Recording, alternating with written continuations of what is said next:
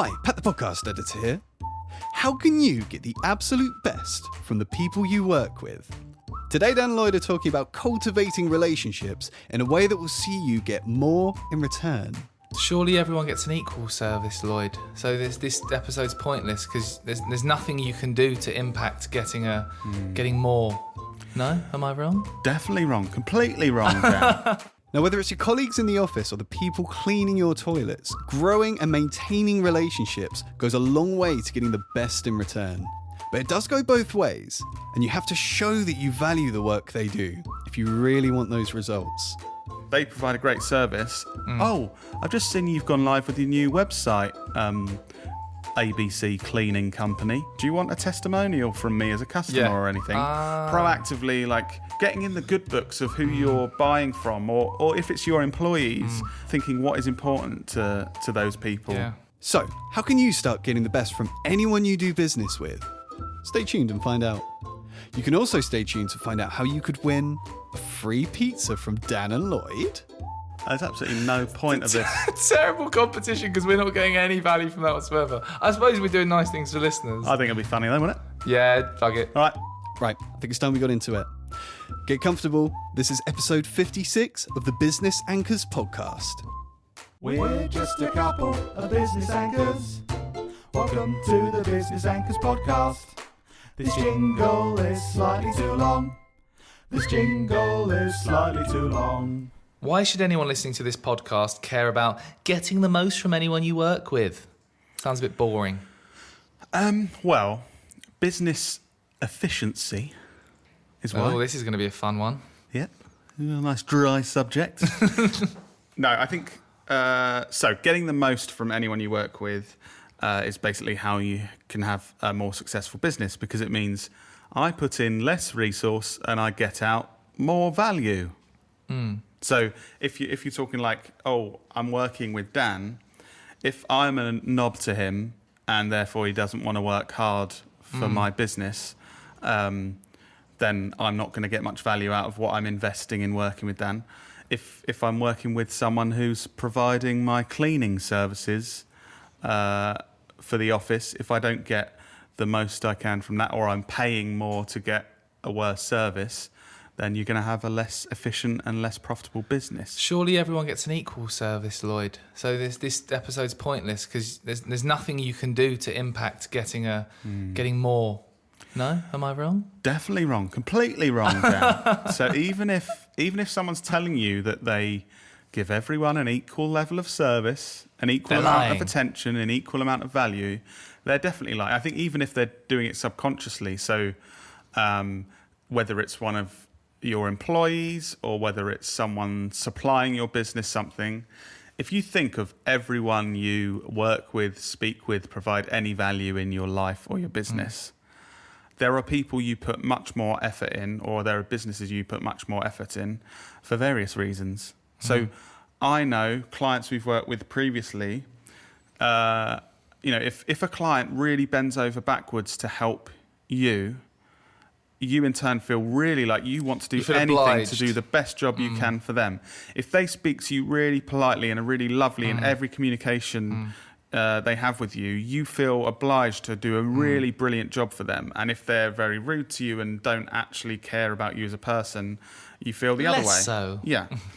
And I mean, there is one thing I said about business efficiency, getting the most out and putting the least in.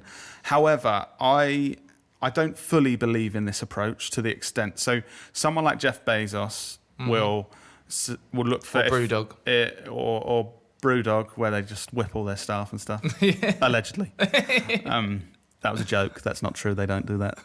Don't sue me. They will look at all areas of the business and try and be as most efficient and lean as they possibly can. So hang on, we're paying those 3 people to do those 3 jobs.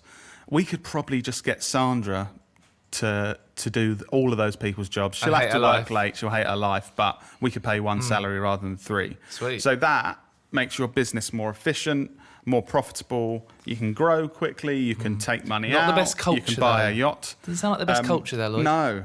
But I really don't believe in this in the long term. And I first thought about this because I used to read a lot of businessy books and stuff, and it was all about this: be as lean as you can, so get the most as you can out. So again, you might be working with a supplier, right? Cleaners, you've quoted me to clean the office. Each week, you want to charge £100 for the office building, and in my mind, I can be thinking they'll do it for 65, and I could drive a really hard bargain. Go, come on, what's your lowest price? And they go 80. And go, well, we're not doing it. And I go 40. And then they go, oh, okay, all right, okay. And in the end, they go, oh yeah, fine, we'll do it for 65. Okay. Yeah. So you're putting that person in a position where that is no longer profitable, really. A good deal for that other person. So I think if you go so far to get the best possible deal, get the most output, they're going to cut in, corners somehow, or they literally physically can't make money by doing it as good. And I first read this in a book that James Caan wrote, one of the dragons from Dragon's Den, and he basically said he used to negotiate the best deal he could. I read this about 5 years ago, so if James Caan's listening, I might be making this up. Negotiate the best deal he could. So say with these cleaners, 65 quid, and then they go, okay, 65, and then he'd go, okay, I'll pay you 85.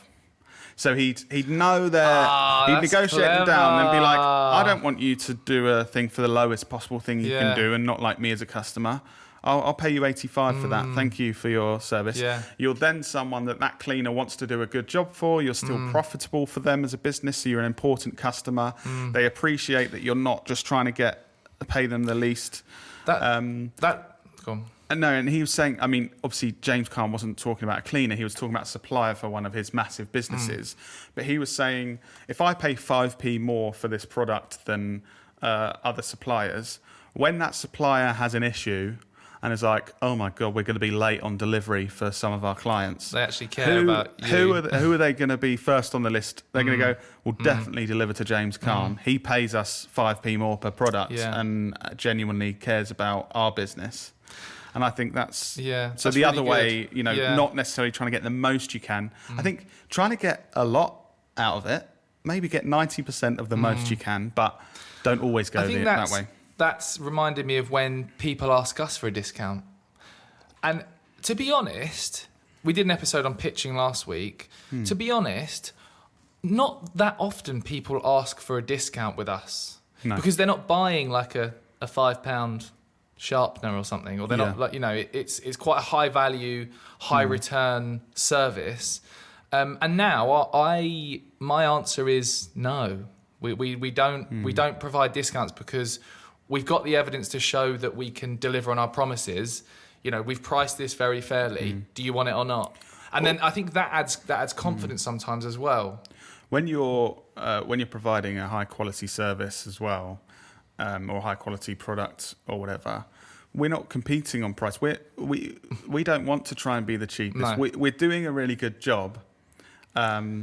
So this is how much is a fair price for us to do this really good job. So you think there's no reason to negotiate down on price. But interestingly, we're saying, how can you get the most out of people? That's what they're doing. And we have been negotiated down.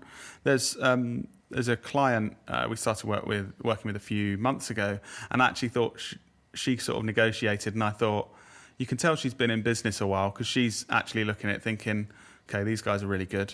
Oh, I could save a bit there if I kind of do this in this way. And I think, fair enough, everyone's trying to get a good deal.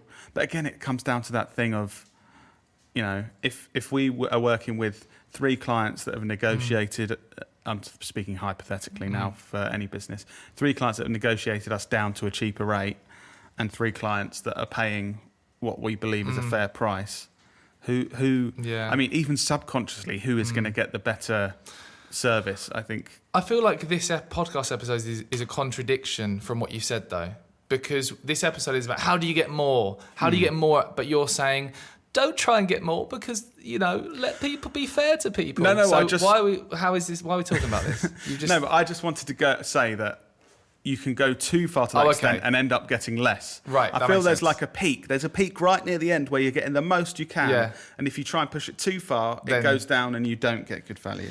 So if someone's listening to this and they actually want some kind of practical advice rather than just listening to us waffle on about how could they, so maybe they're getting a new supplier for something or they're working with someone, how can they get the most from that relationship and be the chosen? The James Caan tip was really good. I like that. Yeah. Is there anything, other nuggets that you I can think of? so. Even if you are a customer or a client, you're the person who is paying for a service or paying an employee.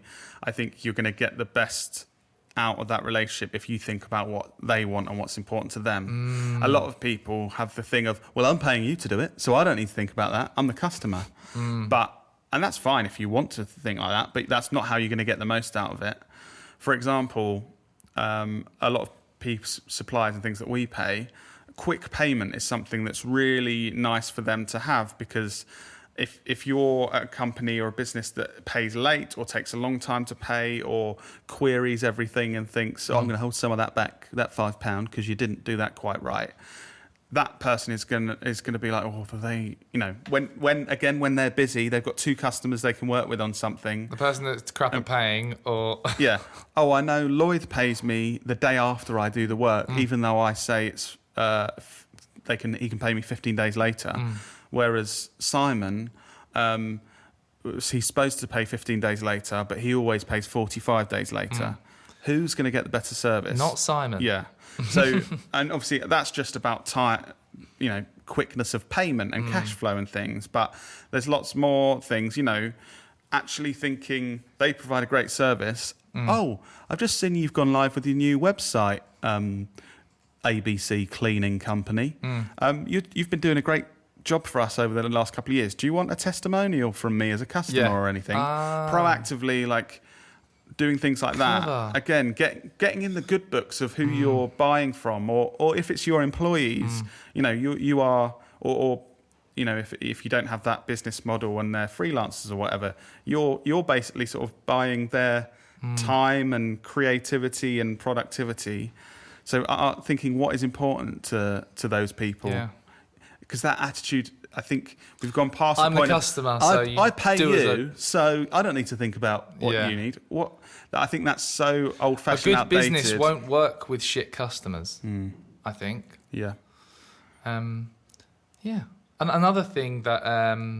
Can I share one of the tips I think I've got? I would love you to share a tip and a story, Dan. So thank you for your input. I think having insider info is key. Insider info? What do you mean? So insider info about the business or the industry you're trying to work with. And I'll tell you why, and I'll give you a story. So when I worked at Enterprise Rent-A-Car, there used to be this thing called Elite Club, where you basically upsell customers with extra insurance, upgrades on cars, and that kind of thing. And I was taught, I kind of had free reign on what I'd charge for these things, because they were like added bonuses. So you try the highest amount. If they seem like a person that's tight and wouldn't want to pay it, then you're like, how about it for less? And that. So you have a target of selling this stuff, and they go, try it for 25 quid. Yeah. If not, you can. And basically, if you had. You ultimately wanted to have as many of your cars on rental for as long as possible. So if you know it's come up to a weekend and you were closing on a Sunday and you had like a Mercedes, you want someone to, you don't want that on your forecourt because it's not making you any money. So you'd potentially give someone that for like 20 quid a day as an upsell, when normally it's like 250 quid a day, because you're like, you just want it. So I had that insider knowledge of that industry. So, sorry. When I left Enterprise and I actually rented cars myself from Enterprise, I knew that. So what I'd do is when I turned up, I'd look on the forecourt and look at what cars they had there, look at the really nice shiny BM, and I'd think, that could be a potential upgrade that I could bargain. So then when they did their whole sales spiel to me, which I knew anyway, they were trying to upsell me the damage waiver that I didn't need. And I was like, no, thank you, don't want that. But that BM, for a £5 a day, can I upgrade to that? And they'd be like, no, we can't do it for a £5. And I'd be like, £7? And you've got to get a really good upgrade because you've got that insider info. So I know that's a very specific example, but even if we keep mentioning cleaners, I don't know why, but even if you're looking for a new cleaner, I'd try and speak to someone you know who's a cleaner. Like, and another example of this, my mates in Brighton started a really cool non-alcoholic drinks brand called Peak. Go and check it out. It's really cool. How do you spell it? Peak. Peak. Yeah. It's got all these, it kind of gives you a natural energy and stuff. It's really cool.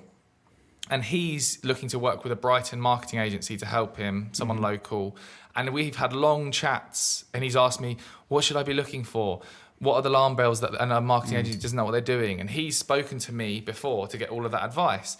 And that's going to help him get a better service from his marketing agency because he's spoken to another marketing agency owner. Yeah, and I think it's interesting. So that having insider information, it's just going back to our previous point of knowing what's important to them. Yeah. What's going to help them? That's true, actually, So isn't you're it? Like the the enterprise upgrade. thing. What's going to help the person serving me? They've that'll got get you a these better- sales targets, and and I think so. We've story time. We've I think the reason we keep talking about cleaners in the last couple of episodes is because we've switched cleaners a couple of times recently. Riveting stuff. And it's interesting. So we were working with a cleaner. We hired a cleaner. We hired a cleaning company. They were doing a really good job in my eyes. Amazing I really job. liked them. Office smelt lovely. Yeah, When they... yeah. And then basically they became unavailable for a short period of time for whatever reason. So we looked into other cleaners. And it was really interesting and going from the point of understanding what the person wants. So this new cleaning company, which I obviously won't mention by name. Stephen. Stephen. That was his name. Oh, okay. No, it wasn't. Stephen's Cleaning. Yeah. You can forgive them for thinking this. Thought they want a really good cleaning service. You'd think that makes sense. Yeah. What I'm really struggling with and was at the time is time.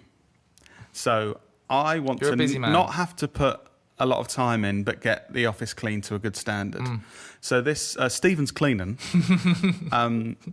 kept basically trying to meet me and trying to get me to read things and do sign things. And so, for example, the initial contract. We need to get this contract signed. Can we meet and chat about the service you've received? And this contract with loads of pages to read. Yeah. And I basically said, No. Can you just send me a contract and I'll So I sign can it? sign it digitally. Because, and there was lots of these things, and I think they were thinking they want the best possible cleaning service. So I'll keep asking to meet him to make sure that we're covering everything he wants. And what I wanted was Time. and, Saving. and time saving and just cleaning to be quite good. I remember you getting quite frustrated. Yeah. then.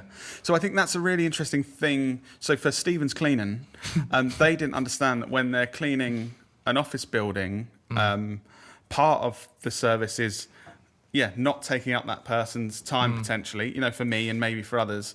And they weren't delivering that. And in the end, we stopped working with them because the service wasn't quite as good as the old ones, and they always wanted stuff from me, whereas the other ones just get the job done every week. I don't have to do anything other than pay them, and this goes back to what we talked about in last week's episode about qualifying. If Stephen's Cleaning would have asked you the right questions to say, what's important to you? Have you got much time available to meet to sign this contract? You could say, if they ask that question, you could say, no, I'm really busy. I've got minimal time. I just want this to be as smooth as possible. Please don't ask me to do loads of stuff. And they go, if they were good, okay, right, that's fine.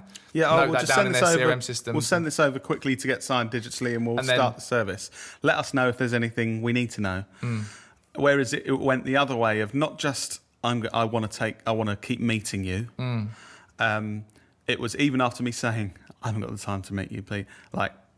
Not even listening at that point, and then going, oh, you haven't got time to meet me. Okay, well I'll come to you. Yeah. Maybe 8:30, and I'll be like, what? That doesn't make any sense. I've said I haven't got time. You can't just say a time and then it works. Yeah. Another thing, what my other second big tip is thinking far enough in advance. If you keep speaking about cleaners, if you want a cleaner tomorrow, it's unlikely you're going to get a good one for a good price because, the timing's not enough and there's not going to be many available to choose from.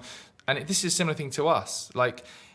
When we have more time with projects we can do an amazing job. If someone says we want it done tomorrow, we're probably not going to do it because we don't want to do a bad job and we can't do it tomorrow. We have clients that we've worked with on an ongoing basis for years that I quite often say, you could get more value from us if you give us more time and are more organised. Because we want to provide the best value to all of our clients we possibly can. So when people come to us last minute for things, it's quite frustrating for us, because I'm kind of like, I want to do a really good job for you, but you're not giving us enough time to do that good job. So I would really, I mean, for business people in any industry and whatever you're looking for, I would say that's a key thing. People will charge you the same amount of money because it will take them the same amount of effort, but you're not going to get the most you possibly can unless you give the people time. And we've had some great clients recently that have been very open with timescales and have said, look, I want you to do a great job with this, the best you possibly can. We can be flexible with times as long as that happens. And that is music to my ears, because I think, great, we can put in all the time and effort it takes to do the best we possibly can and provide the best value for them. We've just booked a project in for November 2022, which is brilliant. Yes, we have. That gives us lots of time. Yeah, it does give us lots of time. Yeah. Do you have any other tips then? Is there anything else that you think to kind of get the most from anyone you're working with? I really have 2 tips. Yeah. Don't be a dick. Because if you're a dick in any walk of life, people aren't going to want to give you the best, help you, give you the best service, and make sure you understand what the other person wants. I think that's the really big takeaway from this podcast. In all essences of life, try and understand whoever you're trying to build a relationship with or get the most from both of you, understanding what's important to them. Talking of really big takeaways, I think we should order pizza to a listener. Okay. Never done this, isn't planned. No. Okay, Lloyd, what the fuck are you going to say now? So, if you're listening to this now, and it's in an evening, and you want pizza... It doesn't have to be an evening, because... Or whenever you want pizza. Yeah, this is fun. It's absolutely any time, and you're a listener, and you want pizza now, DM us, me or Dan, your order, and the first person to do it will order it. There's absolutely no point of this. Terrible competition, because we're not getting any value from that whatsoever. I suppose we're doing nice things for listeners. I think it'll be funny though, won't it? Yeah, fuck it. All right, first one to DM us an order, you get your pizza.